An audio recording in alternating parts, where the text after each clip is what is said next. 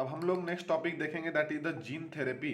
ये हम बायोटेक्नोलॉजी को हम लोग मेडिसिन में कहाँ कहाँ यूज़ करते हैं। तो अभी हमने इंसुलिन बना के आपको दिखाया कि कैसे कैसे इंसुलिन बनाते हैं, ठीक है। अब दूसरा हम चलते हैं थेरेपी की तरफ। कोई बीमारी ठीक नहीं हो रहा है जल्दी, ठीक है, तो हम उसको जीन थेरेपी के मदद से क्या करेंगे, हम लोग ठीक करने का कोशिश करेंगे, ठीक है। तो क्या करते हैं कि मान लेते हैं कि आपको कोई एक ऐसा बीमारी है जो कि जीन से रिलेटेड है। क्योंकि अगर आप में वो जीन डिफेक्टिव है तो वो हमेशा डिफेक्टिव प्रोटीन ही बनाएगा, ये आप समझते होंगे। मतलब कोई ऑप्शन नहीं है, उस जीन को हमको क्या करना होगा, उस जीन को ही वहाँ से हटाना होगा, या फिर उस जीन में जो गड़बड़ होगा न्यूक्लियोटाइड्स, उसको हम लोग अच्छे न्यूक्लियोटाइड को वहाँ पर या फिर अच्छे जीन को वहाँ पर जोड़ देंगे, तो भी ये जेनेटिक प्रॉब्लम जो है वो परमानेंट क्या हो जाएगा, ठीक हो जाएगा, ठीक है। तो आप इस डायग्राम में देख सकते हैं कि क्या हमने किया है कि यहाँ पे देखिए एनिमल का बॉडी है, इसमें से बहुत सारे क्या हैं, सेल हैं, इसमें क्रोमोसोम्स प्रेजेंट हैं, ठीक है। सेल्स हार्वेस्टेड फ्रॉम पेशेंट, हमने क्या किया, इस पेशेंट से बहुत सारे सेल्स को निकाल लिया है। सेकेंड हमने क्या किया है, in laboratory virus Altered so can not reproduce, यहाँ पे हमने क्या सेकेंड स्टेप में उसको डीएनए को हम लोगों ने बाहर निकाला है, ठीक है। फाइनली हमने क्या किया, थर्ड स्टेप में a gene is inserted into the virus, हम क्या किए कि जीन को वायरस में इंसर्ट कर दिए। फोर्थ स्टेप में क्या किए, altered virus mixed with patient cell, patient का जो सेल है उसको हम लोग वायरस के साथ क्या कर दिए, हम लोग मिक्स कर दिए, ठीक है, अल्टर्ड कर दिए। देन हमने क्या किया, फिफ्थ स्टेज में सेल बिकम जेनेटिकली अल्टर्ड, अब सेल क्या हो गया, उसमें अल्ट्रेशन हमने सेल में कर दिया है, ठीक है। सिक्स में हमने क्या किया, altered cell injected into the patient, ठीक है।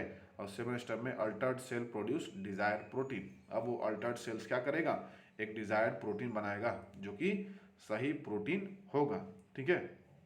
तो हम ऐसे करके जनरली क्या करते हैं, जीन थेरेपी करते हैं। तो ये आपको बस समझाने के लिए था, इसमें आपको कोई ज़रूरत नहीं है कि आप इसी को रट ले, ठीक है। चलते हैं आखिर क्या क्या प्रॉब्लम आता है, कैसे हम करते हैं, जो कि आप एक्चुअली आपको पढ़ना है, जिससे आपके क्वेश्चंस आएंगे, ठीक है। तो बोला जाता है in this method gene are inserted into cell tissue of an individual to correct certain heredity disease. अगर कोई हेरिडिटी डिजीज है, जेनेटिक डिजीज है, तो हम क्या करते हैं कि जीन्स को हम सेल के अंदर डालते हैं। जीन्स को क्या करेंगे, हम सेल के अंदर या फिर टिश्यू के अंदर डालेंगे, ताकि उसका जो हेरिडिटी डिजीज है वो क्या, हम उसको करेक्ट कर सकें, क्योंकि उसका जीन जो पहले से जीन है वो जीन डिफेक्टिव है, ठीक है। आगे बात करते हैं, it involves the delivery of a normal gene into the individual और embryo to replace the defective mutant allele of the gene. हम क्या करते हैं कि नॉर्मल जीन को हम इंडिविजुअल के अंदर, या फिर अगर हम और पहले इस चीज़ को पता लग गया तो हम एम्ब्रियोनिक कंडीशन में ही अगर उस जीन को रिप्लेस कर देंगे, तो ज़्यादा पॉसिबिलिटी है कि बीमारी परमानेंट ठीक हो जाए, ठीक है। Viruses which attack the host and introduce their genetic material into host are used as a vector. Generally हमको वायरस क्या होता है, बहुत आसानी से इन्फेक्ट कर जाता है, ठीक है। तो हम क्या करेंगे ना कि उस वायरस के अंदर ही हम जो अच्छा वाला जीन होगा उसको हम डाल देंगे, ठीक है। क्योंकि वायरस क्या करता है कि हमारा हर एक सेल तक पहुंच जाता है, ठीक है। तो जहां पे डिफेक्टिव जीन होगा वहां पर भी पहुंच जाएगा, ठीक है। तो वायरस क्या करता है कि अपना केवल जेनेटिक मटेरियल हमारे बॉडी के अंदर डालता है और हमारा जेनेटिक मटेरियल के साथ इंटरफेयर करता है। तो हमने क्या किया कि उस वायरस के अंदर एक फंक्शनल, एक नॉर्मल जो जीन था उसको हम वायरस के अंदर डाल दिए। और वायरस से जब हम बॉडी को इन्फेक्ट कराएंगे तो वायरस ने क्या किया है कि हमारा जीन को भी हमारे बॉडी के अंदर क्या कर लिया, लेके चला गया। अब वो जीन जो डिफेक्टिव जीन है उसको रिप्लेस करके क्या होगा, एक नॉर्मल जीन वहां पे वो इंट्रोड्यूस कर देगा, ठीक है। तो हम यहाँ पर वायरस को एज अ वेक्टर के तौर पे यूज करते हैं कि ठीक है बेटा, तुम बीमारी फैलाते हो, कुछ एक हमारा भला भी कर दो कि हमारा जो जीन खराब है उसको अंदर बस बॉडी में लेके चले जाओ, ठीक है। आगे बात करते हैं, the first clinical gene therapy was given in 1990। जो फर्स्ट क्लिनिकल जीन थेरेपी हुआ वो 1990 में दिया गया to a 4 year old girl. तो ये आप याद रखिएगा, 4 साल, ऐसा नहीं कि ऑप्शन में 5 साल भी देगा, तो 4 साल की लड़की को दिया गया, ठीक है। जो लड़की एडेनोसिन डीएमिनेज से ग्रसित थी, मतलब एडीए डेफिशिएंसी हम लोग उसको बोलते हैं, एडेनोसिन डीएमिनेज डेफिशिएंसी उसको हुआ था। तो आखिर ये जो एडेनोसिन डीएमिनेज है, ये किस तरह का इंजाइम है जो उसका कमी हुआ, तो आखिर उस बेबी में क्या हुआ होगा। तो बोलते हैं कि ये जो इंजाइम है ना, वो इम्यून सिस्टम को फंक्शन करने में बहुत क्रूशियल रोल प्ले करता है। तो बोलते हैं कि this enzyme is crucial for the immune system to function. ठीक है, अगर इस इंजाइम की कमी हो जाएगी तो इम्यून सिस्टम ठीक से काम नहीं करेगा। ठीक है, the disorder is cause due to deletion of the gene for adenosine deaminase. चूंकि ये इंजाइम है, ऑल इंजाइम्स आर प्रोटीन्स, तो प्रोटीन्स कौन बनाएगा, चूंकि जीन रहेगा तभी प्रोटीन बनेगा। तो एडेनोसिन डीएमिनेज जो प्रोडक्शन करता था वो जीन ही क्या हो गया था, डिलीट हो गया था। अब देखिए हम क्या करते हैं आगे आगे। In some children ADA deficiency can be cured by bone marrow transplantation. क्या करते हैं हम लोग, चूंकि जो इम्यूनिटी का अगर हम बात करें ना, तो इम्यूनिटी कहाँ से स्टार्ट होता है, बोन मैरो से, क्योंकि बी सेल्स जो आपका बी लिम्फोसाइट है वो हमारा क्या एंटीबॉडी बनाता है। ठीक है, तो हम क्या करेंगे कि बोन मैरो को ही चेंज कर देंगे, ताकि क्या हो कि बी लिम्फोसाइट जो है वो हेल्दी बी लिम्फोसाइट निकले और इम्यूनिटी क्या हो जाए, ठीक ठाक हो जाए। लेकिन सारे सेल्स क्या होते हैं, अगर हमने बोन मैरो को डाला तो चूंकि बोन मैरो के रिप्लेसमेंट किया है उसका भी एक समय होगा, एक्चुअल में जो बोन मैरो है वो तो बन रहा होगा हमारा बॉडी से ही। ठीक है, तो वो भी तो परमानेंट क्योर होगा नहीं। तो बोलते हैं कि कुछ चिल्ड्रन में हम लोग क्या करते हैं, जो एडीए से डेफिशिएंसी होते हैं उसको हम लोग कैसे क्योर करते हैं, तो बोन मैरो का ट्रांसप्लांटेशन करते हैं। ठीक है, in other it can be treated by enzyme replacement theory. किसी को हम क्या करते हैं कि एडीए का इंजाइम ही उसमें चढ़ा देते हैं कि ठीक है भैया आपका इंजाइम नहीं बन रहा है तो आपको हम एडीए इंजाइम ही दे दे रहे हैं, ताकि आपका इम्यून सिस्टम जो है वो ठीक से काम कर सके, फंक्शन कर सके। तो इंजाइम रिप्लेसमेंट थेरेपी करते हैं, in which functional ADA is given to patient by injection के थ्रू हम पेशेंट में देते हैं। तो ध्यान रखिएगा, पहला हमने क्या किया है कि बोन मैरो ट्रांसप्लांटेशन किया है एडीए डेफिशिएंसी के केस में। सेकेंड हमने क्या किया है कि हम लोग जीन मतलब एडीए का इंजेक्शन हम दे रहे हैं। ठीक है, जिसको हम लोग इंजाइम रिप्लेसमेंट थेरेपी हम लोग बोल सकते हैं। ठीक है, but the problem with both of these approaches that they are not completely curative. ये दोनों अप्रोच कंप्लीटली क्यूरेटिव नहीं है, क्योंकि इंजाइम ठीक है भैया आपने कुछ टाइम तक किया, लेकिन उसका इंजाइम का असर हमेशा तो नहीं रहेगा ना। ठीक है, अब चलते हैं कि how gene therapy can be performed, कैसे जीन थेरेपी परफॉर्म किया जाता है। वो देखिए, for gene therapy lymphocyte from the blood of the patient are grown in a culture outside the body। हम क्या करते हैं कि जो पेशेंट है जिसमें एडीए की डेफिशिएंसी हुई है, उस पेशेंट का हम लिम्फोसाइट बाहर निकालते हैं। लिम्फोसाइट समझ सकते हैं, मतलब बी लिम्फोसाइट टी लिम्फोसाइट, तो एक्चुअली हम बी लिम्फोसाइट ही क्या करता है, एंटीबॉडी बनाता है। तो अब यहाँ पर बी और टी की बात नहीं हो रही, बस याद रखिएगा कि हमने पेशेंट का लिम्फोसाइट बाहर निकाला है और उसको हमने क्या किया, कल्चर किया है बॉडी के बाहर, मतलब उसको हमने उसका नंबर को बढ़ा दिया है। ठीक है, अब देखिए हम क्या करेंगे, फंक्शनल एडीए जिसको हम लोग क्या बोलते हैं, कॉम्प्लीमेंट्री डीएनए हम लोग बोलेंगे, using a retroviral vector. Retroviral समझ रहे हैं, रेट्रोवायरस जो कि एचआईवी काउज करता है, तो चूंकि हमारे बॉडी के अंदर जाता है तो हम उसी रेट्रोवायरस को एज अ वेक्टर के तौर पे लिए हैं, और वो एचआईवी जो काउज करता है बस उसका वो वाला जीन हम वहाँ से हटा दिए हैं। ठीक है, तो हम लोग रेट्रोवायरस को एज अ वेक्टर के तौर पे लिए हैं, is then introduced into these lymphocyte, और उस रेट्रोवायरल को हम लोग ने इस लिम्फोसाइट जो हम लोग बाहर में कल्चर किए थे उस लिम्फोसाइट में हमने रेट्रोवायरस को डाल दिया है। ठीक है, which are subsequently return to the patient, और फिर से उस रेट्रोवायरस को हमने क्या कर दिया, पेशेंट के बॉडी के अंदर डाल दिया है। ठीक है,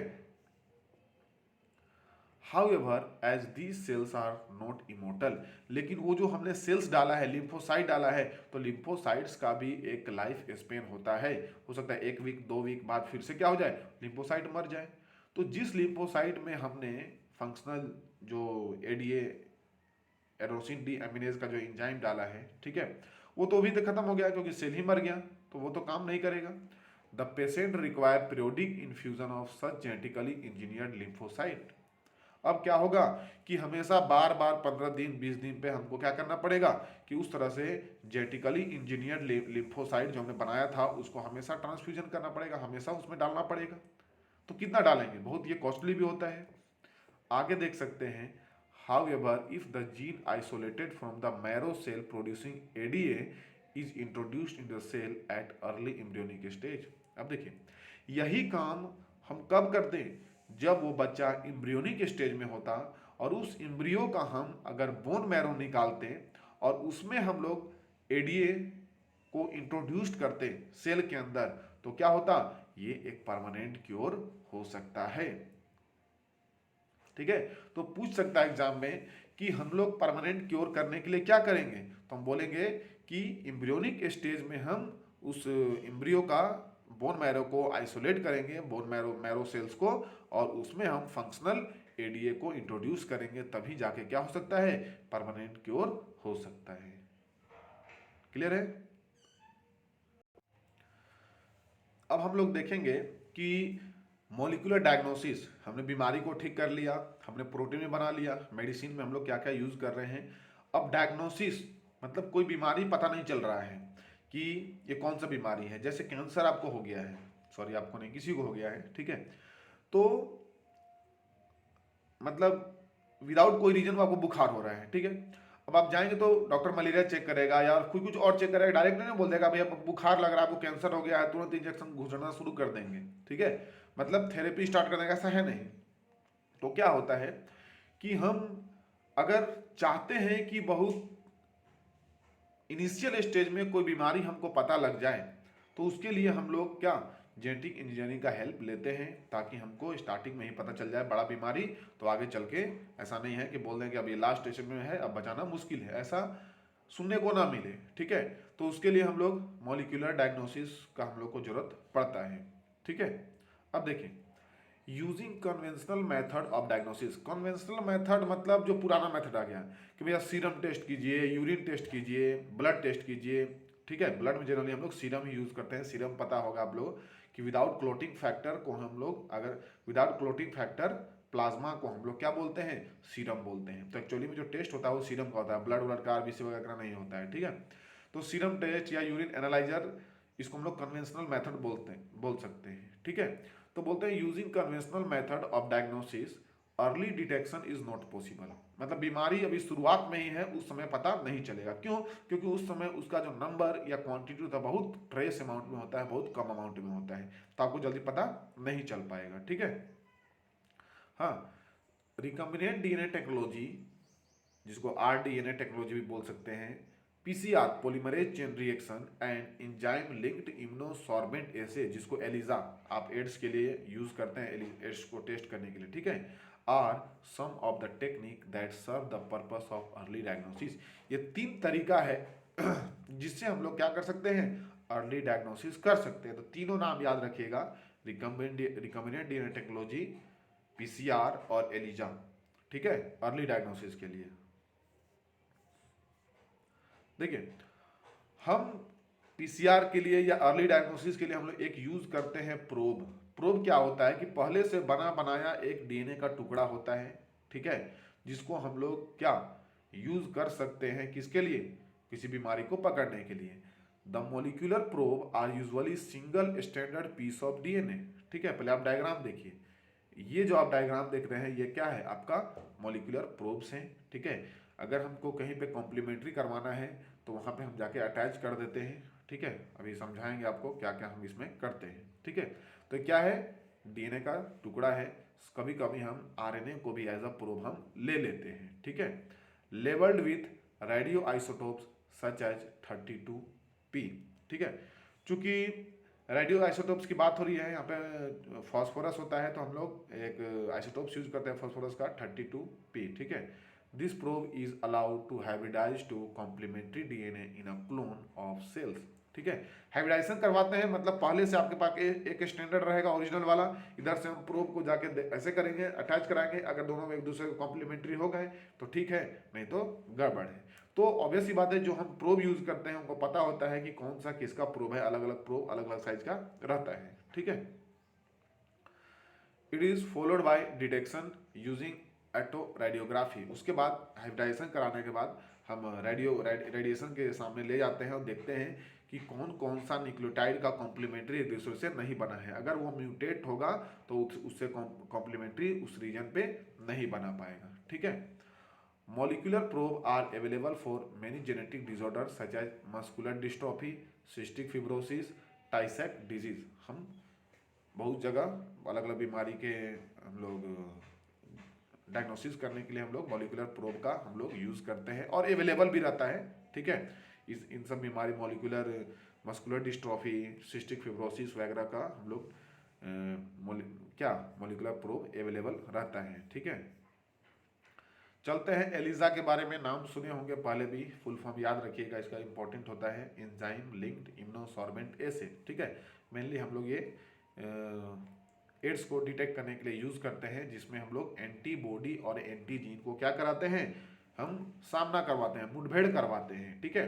अगर एंटीजीन जीत गया तो हम लोग समझ लेंगे कि भैया बीमारी HIV है, अगर एंटीबॉडी जीत गया तो समझ लेंगे कि HIV नहीं है, ठीक है। तो ये आता है कि बताइए एलिजा किस पे बेस्ड है। तो ELISA is based on principle of antigen antibody interaction, दोनों का इंटरेक्शन हम करवाते हैं। It can detect very small amount of protein, antibody और एंटीजीन।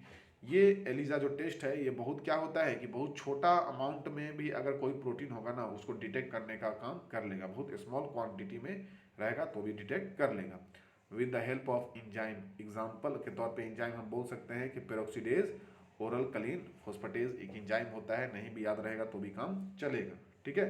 बस याद रखिएगा कि स्मॉल अमाउंट में डिटेक्ट कर लेता है। Infection by pathogen can be detected by presence of antigens such as protein, glycoprotein, etc., or by detecting the antibody synthesized against the pathogen। इसमें क्या होता है कि अगर जो हमने एंटीजन डाला है, अगर उस एंटीजन के खिलाफ हमारा बॉडी अगर एंटीबॉडी बना पा रहा है तो समझ लेंगे कि भैया हमारा बॉडी अभी ठीक ठाक है। अगर उसके खिलाफ एंटीबॉडी नहीं बन पाया, अगर आपके बॉडी में एंटीजन डिटेक्ट कर गया तो समझिए कि आपको वो बीमारी है, ठीक है। आगे बात करते हैं, प्रेजेंस ऑफ पैथोजीन जैसे bacteria, viruses etcetera is normally suspected only when the pathogen has produced a disease symptom, ठीक है। अगर कोई आपके बॉडी में बैक्टीरिया, वायरसेस अगर पाया जाता है तभी वो आपको क्या होता है कि बीमारी का सिम्टम आता है, मतलब उसका नंबर जब बहुत बढ़ जाता है बैक्टीरिया वायरस का तब सिम्टम नजर आता है, बुखार, तेज बुखार, ठंडा लगना वगैरह वगैरह, या फिर जो भी चीज है, ठीक है, वो पता चलता है। By this time the concentration of pathogen is already very high in the body. इसलिए आपको सिम्टम पता चलता है क्योंकि उस समय तक बैक्टीरिया या वायरस का या कोई भी पैथोजन का जो नंबर है वो लार्ज क्वांटिटी में हो जाता है, उसका कंसेंट्रेशन बहुत ऊपर लेवल पर चल जाता है, ठीक है। However, very low concentration of a bacteria or virus at a time when the symptom of the disease are not yet visible। लेकिन अगर कंसंट्रेशन लो रहता है उस समय आपको कोई ना सिम्टम आएगा ना बीमारी का कोई लक्षण आपको आएगा। क्यों? क्योंकि उसका नंबर क्या है, बहुत कम है, ठीक है। Can be detected by amplification of their nucleic acid by PCR। अगर उसका कम नंबर भी रहेगा तो हम PCR के थ्रू क्या कर सकते हैं, उसको हम डिटेक्ट कर सकते हैं, एम्प्लीफाई करेंगे उसका नंबर को और हम आराम से डिटेक्ट कर लेंगे। आप लोगों ने PCR पढ़ा है, पॉलीमरेज चेन रिएक्शन, 3 स्टेप होते हैं, डीनेचुरेशन, एनिलिंग एंड एक्सटेंशन की बात हमने कर लिया है, ठीक है। It can be detected very low amount of DNA। ये जो PCR है बहुत लो अमाउंट ऑफ DNA को भी डिटेक्ट कर लेता है। आपने देखा होगा कि छोटा सा जो जीन था, इस जीन का हमने मल्टीपल कॉपी बना लिया था PCR के थ्रू, ठीक है। तो वही अगर कोई भी प्रोटीन है, अरे कोई बीमारी भी है तो कोई प्रोटीन ही लेके आया है, वायरस है तो वो भी कोई प्रोटीन ही बनाएगा, तो उसको भी ये डिटेक्ट करने का काम कर लेगा, ठीक है। PCR is now usually used to detect HIV in suspected AIDS patient. ठीक है। यहाँ से बहुत इंपॉर्टेंट क्वेश्चन ये पूछा जाएगा, क्योंकि लोग को लगता है कि एड्स को डिटेक्ट करने के लिए केवल हम एलिजा यूज करते हैं, लेकिन याद रखिएगा कि हम पीसीआर को भी यूज करते हैं। तो पूछता है कि कौन कौन सा मेथड हम एड्स को डिटेक्ट करने के लिए यूज करते हैं, तो बस रटा रटा एलिजा मत बोलिएगा, पीसीआर भी हम यूज करते हैं। ठीक है। It is also used to detect mutation in gene in suspected cancer patient। अब देखिए, कैंसर पेशेंट को डिटेक्ट करने के लिए भी हम क्या करते हैं, हम लोग पीसीआर का यूज करते हैं। ठीक है। तो ये पूछ सकता है कि पीसीआर का यूज हम लोग किस किस कंडीशन में कर सकते हैं। तो याद रखिएगा कि हमने बताया कि एड्स के लिए भी करते हैं और कैंसर के लिए भी करते हैं। और एड्स के लिए क्या करेंगे, एलिजा और हम क्या पीसीआर दोनों करेंगे। तो यहां से ध्यान देना है कि ऐसा नहीं है कि कैंसर के लिए भी एलिजा आप मत लिख दीजिएगा, कैंसर के लिए पीसीआर, ठीक है, और पीसीआर एड्स के लिए भी, ठीक है, और एड्स के लिए एलिजा और पीसीआर। ठीक है। It is good technique to identify many other genetic disorder. ये जो पीसीआर है बहुत अच्छा टेक्निक है कि कोई भी जेनेटिक डिसऑर्डर को आप क्या आइडेंटिफाई अच्छे से आप कर सकते हैं। ठीक है।